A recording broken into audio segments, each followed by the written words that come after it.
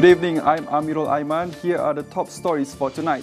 US President Donald Trump has gained the support of Israeli Prime Minister Benjamin Netanyahu for a US-led peace initiative aimed at ending the war in Gaza. Meanwhile, several Muslim nations have also signaled their backing for the proposal. That and more coming up on AWANI International.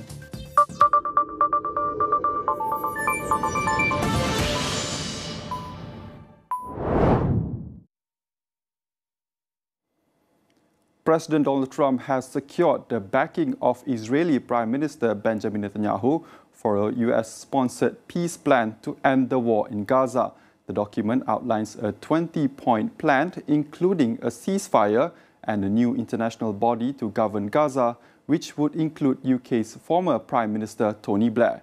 Trump and Netanyahu unveiled the plan at a White House press conference on Monday, with the Israeli leader saying it meets his country's war aims.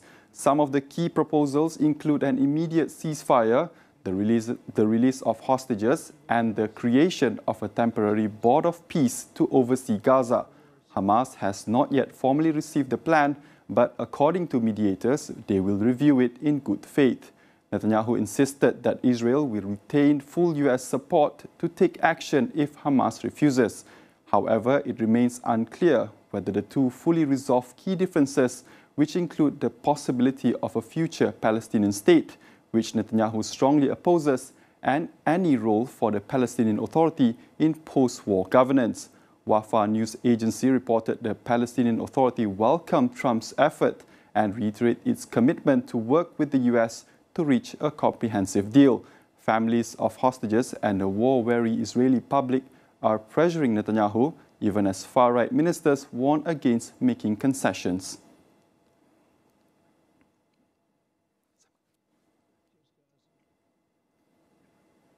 Several Muslim nations have backed a peace plan put forward by United States President Donald Trump to end the war in Gaza. 8 Arab and Muslim majority countries pledged to engage constructively with the US and other parties to finalize and implement the agreement. Among the signatories were Egypt, Jordan, the United Arab Emirates, and Turkey. Qatar, a key mediator, and Saudi Arabia, seen as central to any future normalization with Israel, also joined the statement. Indonesia and Pakistan, the world's most populous Muslim majority nations, endorsed the plan as well, with Jakarta even offering troops for a potential peacekeeping force in Gaza. Meanwhile, Islamic Jihad, a group which has fought alongside Hamas, condemned the proposal, calling it a continuation of aggression against Palestinians disguised as diplomacy. The group argued that Israel was trying to achieve through negotiations what it had failed to secure on the battlefield. Stay tuned for more after the break.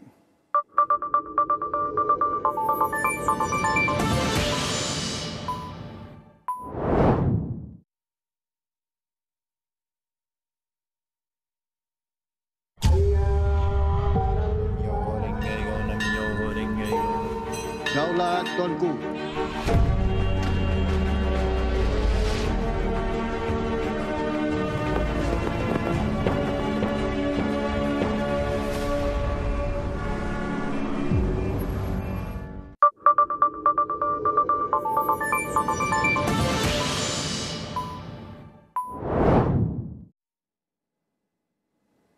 Welcome back.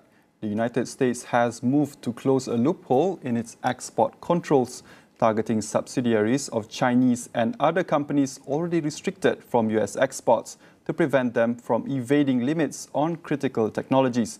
Beijing has criticized the move, warning it could disrupt global supply chains in sectors including semiconductors. The US Commerce Department issued a rule automatically extending export restrictions to any subsidiary owned 50% or more by a company on its restricted export list, known as the Entity List. That means far more firms now need a license to receive American goods and services.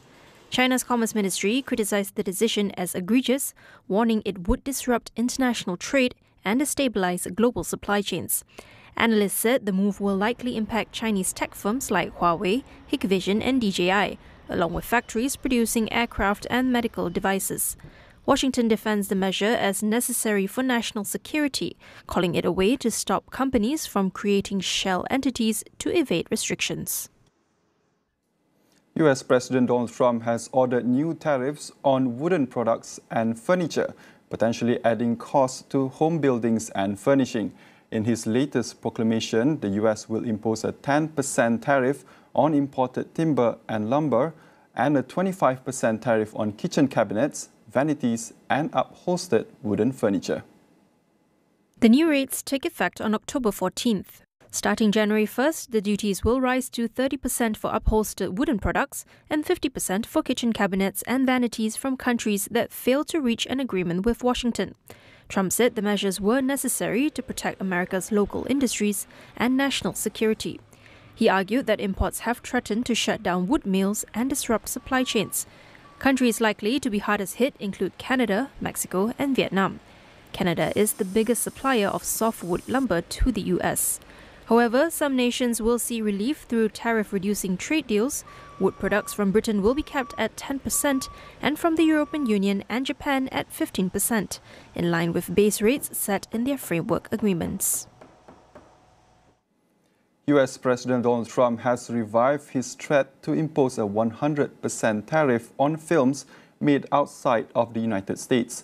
The controversial plan was first introduced in May, resulted in a coalition of film unions urging Trump to consider domestic tax incentives instead to bring productions back to American soil without disrupting international partnerships. In a post on Truth Social, Trump claimed U.S. filmmaking had been stolen by other countries. He did not provide further details on his plans or a timeline for when these tariffs might be enacted. Analysts warn such a policy could push up production costs, potentially leaving studios no choice but to pass the increase onto audiences.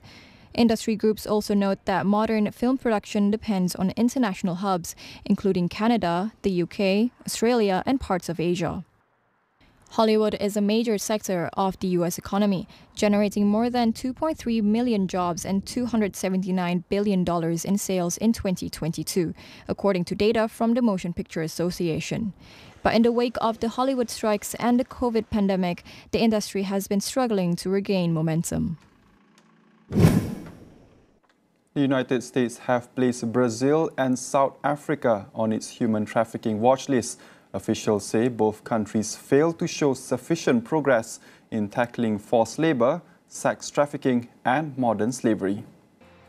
The annual Trafficking in Persons report downgraded Brazil and South Africa to the Tier 2 watch list, warning they must take stronger action or face possible US sanctions. While the report recognized some progress, it concluded that efforts in both countries fell short of international standards. In South Africa, officials established a new task team and secured more convictions against traffickers. But the report found sharp declines in victim identification, case investigations, and new prosecutions. In Brazil, enforcement appeared weaker. The report cited fewer investigations, prosecutions, and convictions compared with previous years.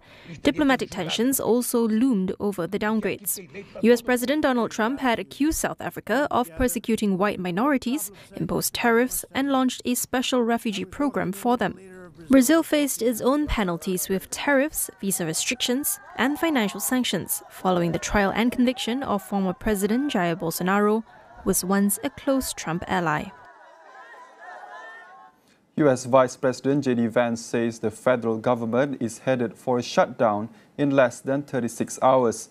A last-ditch meeting between President Donald Trump and Democratic leaders in Congress made little progress, as both sides remain at odds over how to fund the government before October 1st. Democrats are pushing for the extension of healthcare subsidies, while Republicans want to extend current funding levels for 7 weeks. Failure to reach an agreement will see funding cut off at the end of Tuesday, bringing some government services to a temporary halt. The Senate plans to bring up the House bill for another vote on Thursday. The last government shutdown was during Trump's first term in 2018. It lasted 35 days, setting a record as the longest in American history after disagreements over funding a wall on the Mexico border.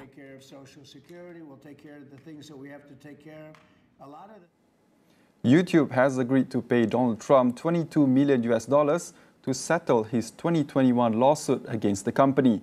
The case was filed after YouTube suspended the president's account following the January 6 Capitol riots.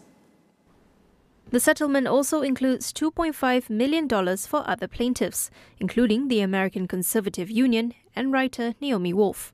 Trump previously sued Meta, X and Google for suspending his accounts on their platforms in 2021, claiming it violated his First Amendment rights. According to the court filing, his $22 million award will go into a trust to help fund his White House renovation project. That project, expected to cost $200 million, will see the building's East Wing expanded to a 90,000 square foot structure with a capacity of 650 people. YouTube has also recently acted to resolve other disputes with the Trump administration, including reinstating accounts of creators previously banned for COVID-19 and election-related misinformation. U.S. Defense Secretary Pete Hegseth recently made clear that Washington does not seek conflict with China, a significant shift that signals the White House is looking for more ways to coexist.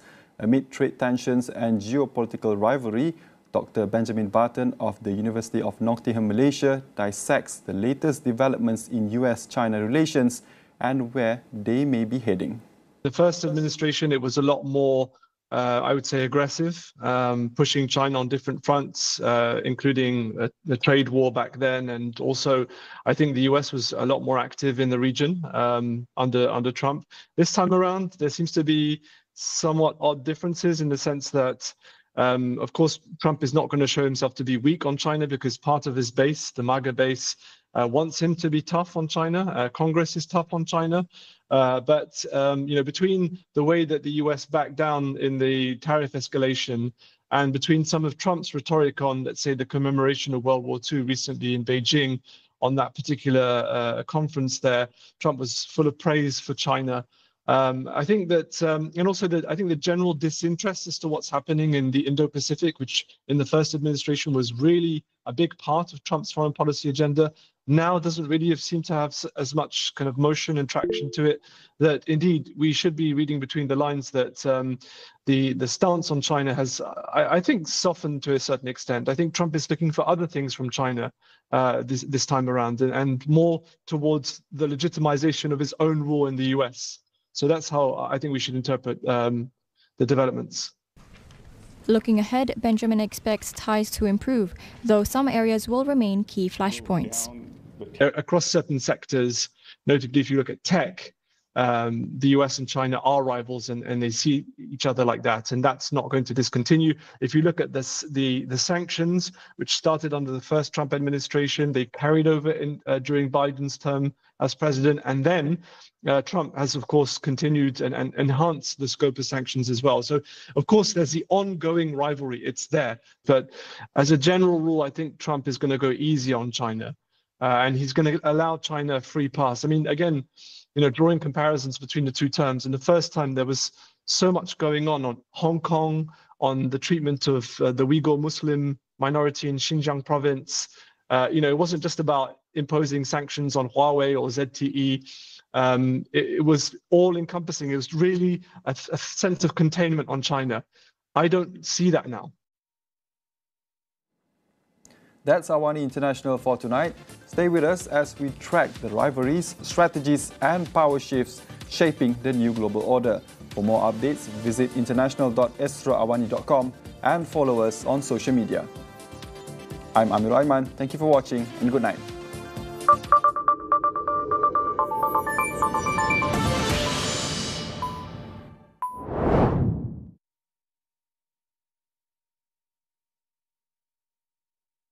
Buli di sekolah. Isu ini bukan perkara baru. Buli tertakluk kepada perbuatan agresif secara